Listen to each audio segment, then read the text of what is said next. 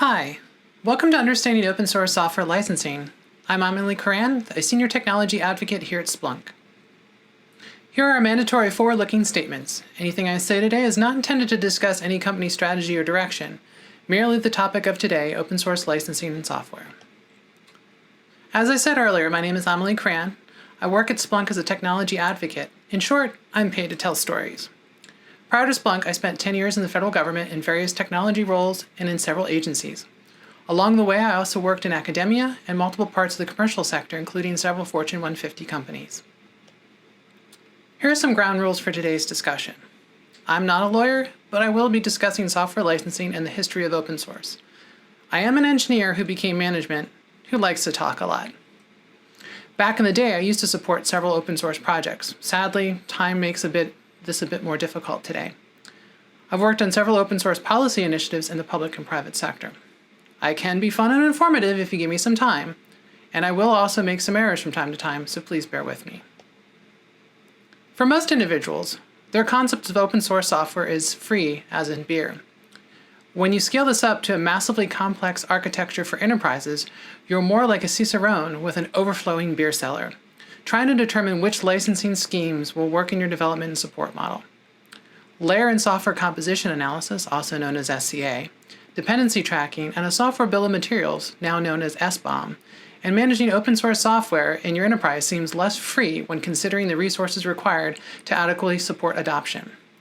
This should not scare away individuals, teams, or organizations from adopting, using, and contributing back to open source software projects and foundations. The key aspect is understanding the level of risk, involvement, and your own resources that will be required to properly utilize open source licensing terms. This talk will cover executive considerations, communication strategies, and examples from both the public and private sectors on how to approach adoption and integration of open source software in your organization. Open source, or free software, is not a new idea and has been around for decades, just in the formats we are accustomed to today. In fact, even Apple founders Steve Jobs and Steve Wozniak used to attend local computer fests in Silicon Valley and exchange software and hardware, usually at free or low prices. Other developers also did the same. You could call it shareware, which is still a form of open source development, and was shared on disk, tape, or even printed format for later use. The rise of BBSs in the 1980s were a renaissance for sharing such software and ideas, as hobbyists used to share personally developed applications, as well as cracked or reverse engineered software known as wares, which pushed hard against the code is free speech idea.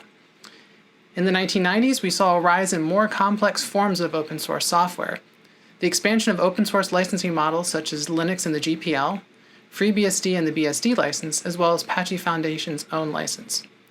With the advent of the Creative Commons licensing, open source concepts have moved into a more creative fields such as art, writing, film, and music, which are also transferred to more technical works as well.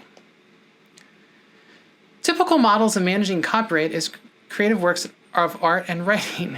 Technically, so is code, as it is also a protected form of speech. And for the terms of this discussion, we are denoting licensing terms of software source or compiled bytecode. Licensing is a means to manage the redistribution of code via copyright and contract law. Typically, there are two major categories of software licenses: closed source, proprietary, and free and open source. These licenses cover the use, display, modification, and so forth of the code the license is attached to. The key thing to note, however, is that these licenses do not cover ownership, as they grant, again, use, but don't typically own the code. Only the creator does. Some proprietary licenses allow for backup copies of the code to be made for archival and recovery purposes, but not for resale.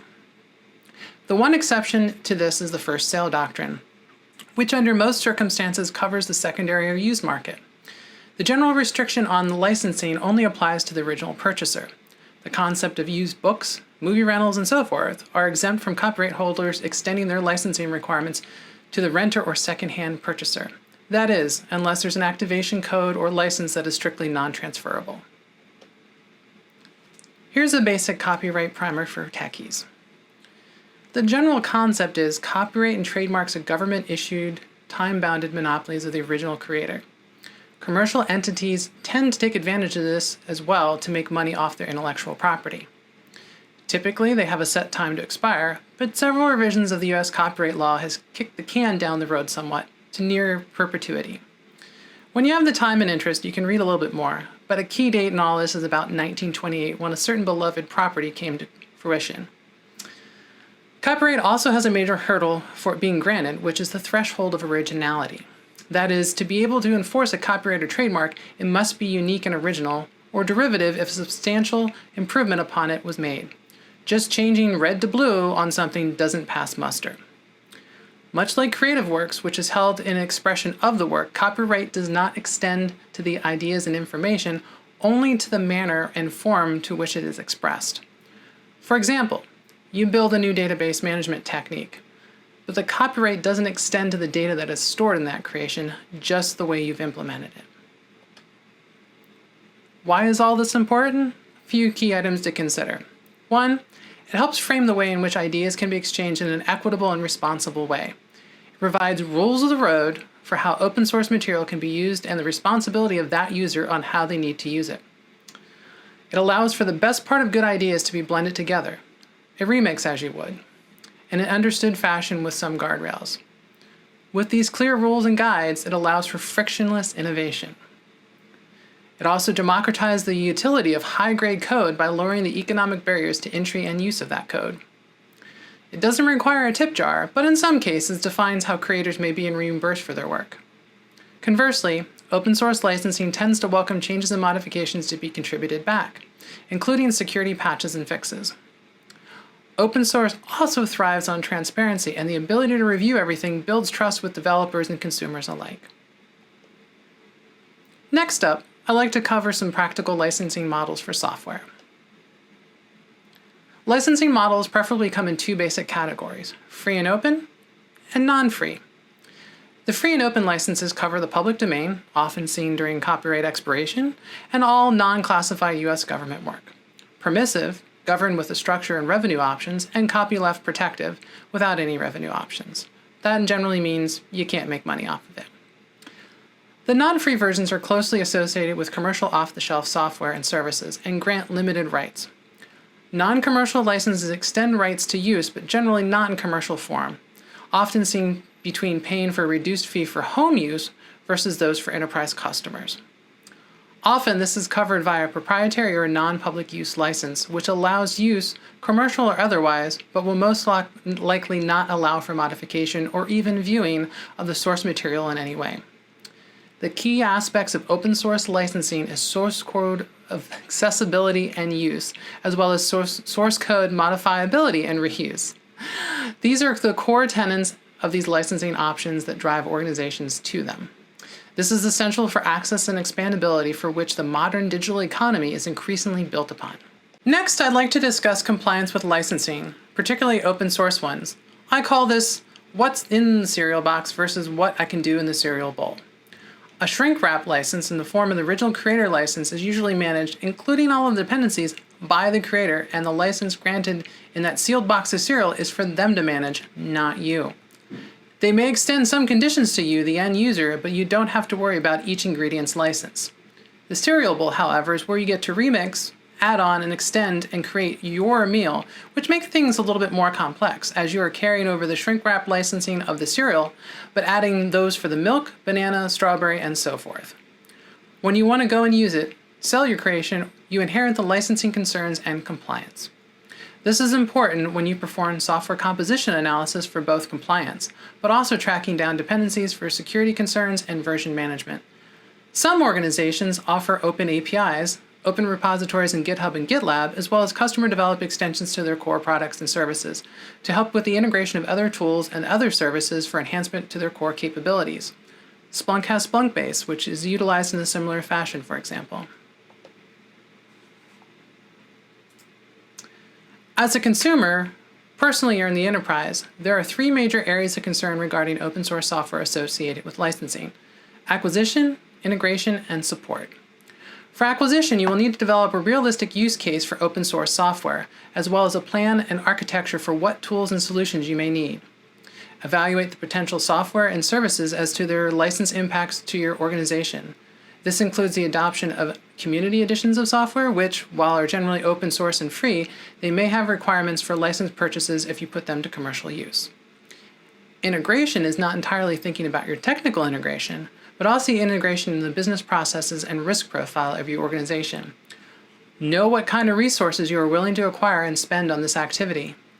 Unlike typical commercial software, your developers and staff will spend a lot of time pathfinding since they're often building from a collection of parts and components rather than a turnkey solution. This is where free as in beer kind of ends. Look to the knowledge ecosystem for examples of successful use of the similar components you plan to use. This is not a zero knowledge activity. For support, there will typically be no phone calls to be made. This is not to say that you're on your own.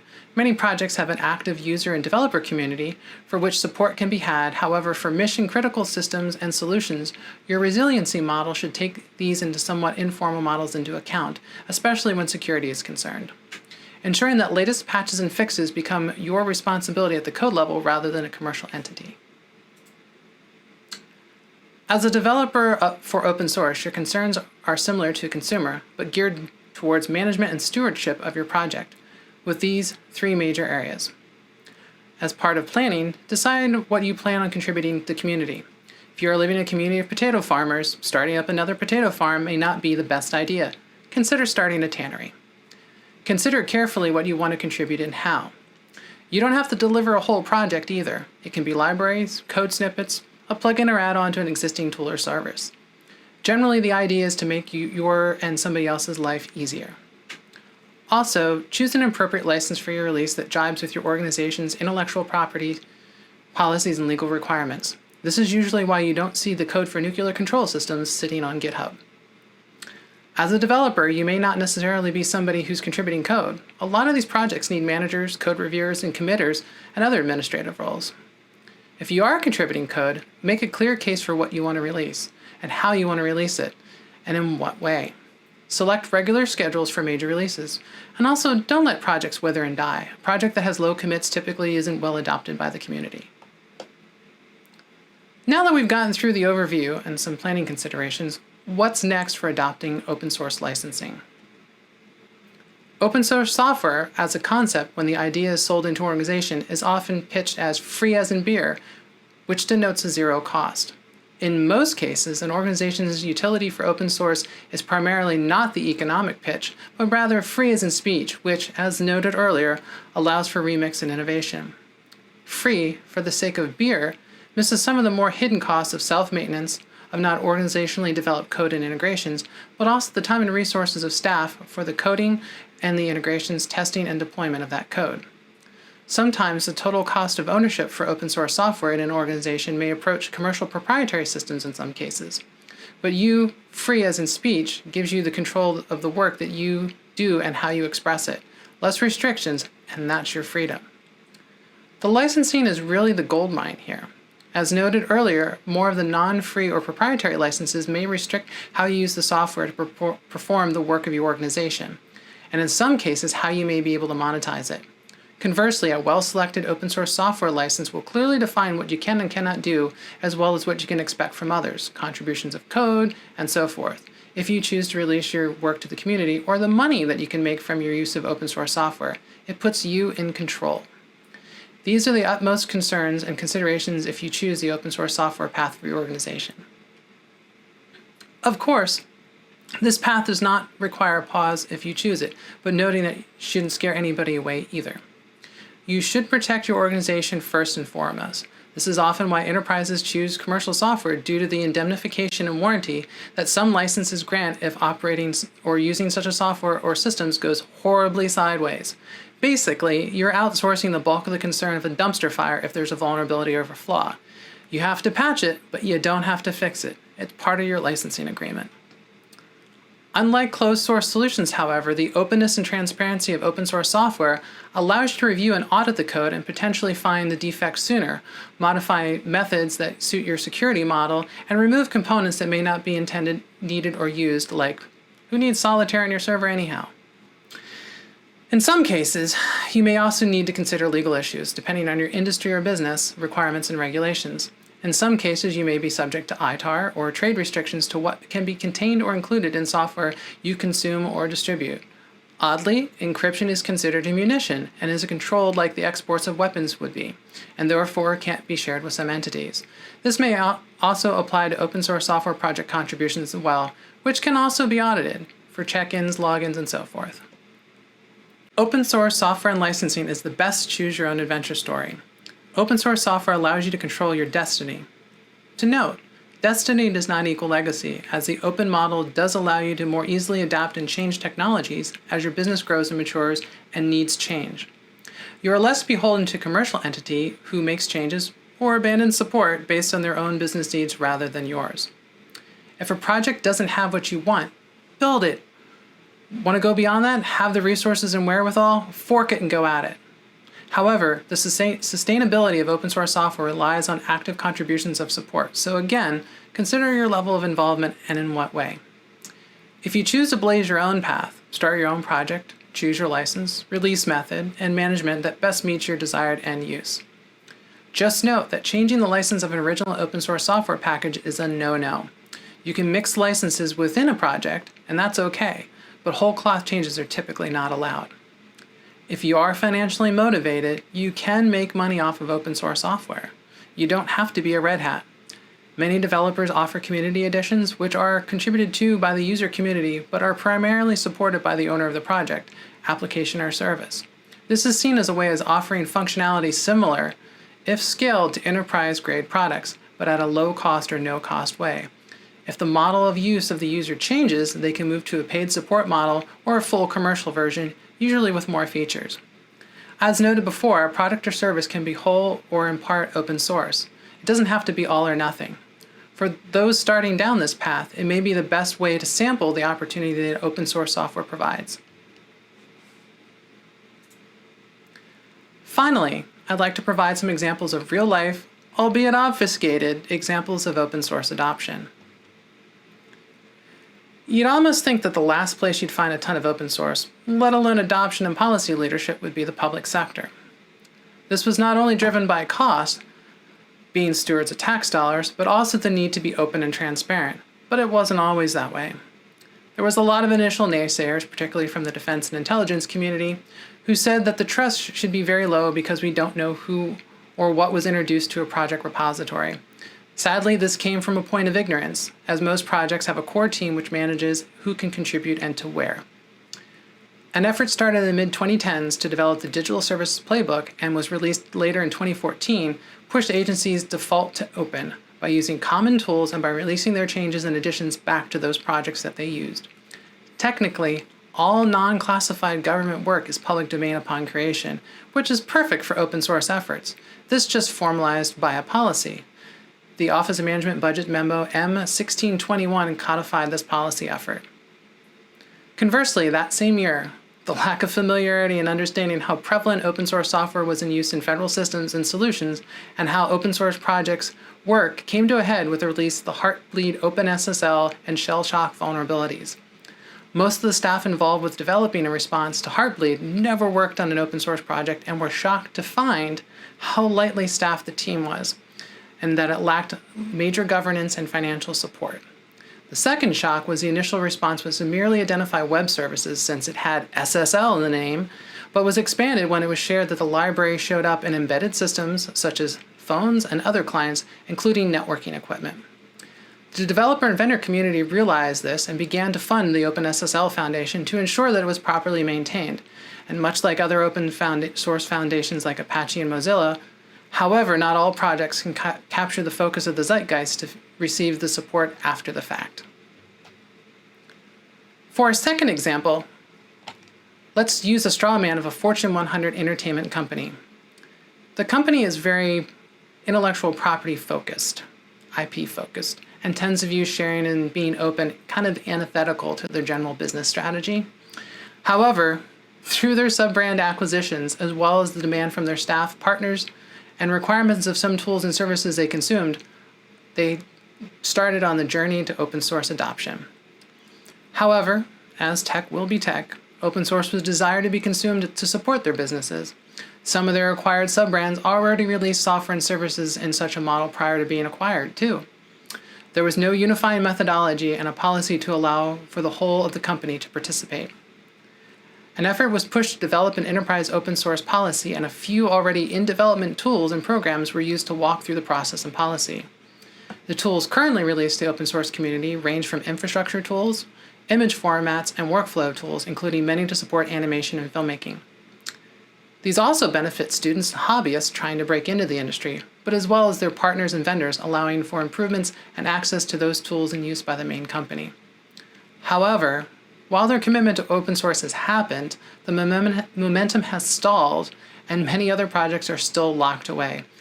And even those who enjoy seeing the company release these tools are rather wary of their commitment and their licensing terms, which are often modified open source licenses. The benefit, however, and also the challenge, is that the company has significant resources to contribute to such projects, but haven't made the full or financial leadership commitment to support open source efforts or even expand them. Finally, the last example is a lot more typical for a subject for adopting open source, and that is of the small to medium-sized business.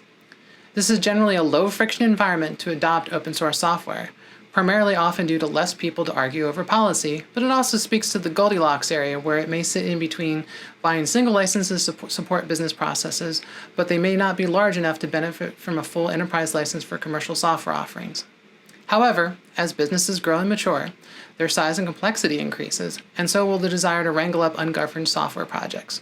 This doesn't have to be the case, however, since you are in this position and take a measured approach, as highlighted earlier, the integration of open source software can grow with your organization organically. It's easier to parlay saying that these solutions will be more customized to your business processes and desired outcomes than a commercial off-the-shelf software can potentially offer. This also reduces dependencies on commercial products, which changes out their influences by a vendor could be costly or disastrous if you were unable to adapt. Open source software participation can be used as a brand build. If you use the software as well as contribute back in a meaningful way, you can help your organization grow and increase goodwill and reputation. Thank you for your time. I will be available for Q&A on this session after the conclusion. Please join us in October for the Splunk.conf virtual. And remember to visit us in the partner zone, get access to the demos and ebooks and so forth. And again, thank you for your time, be safe, and take care.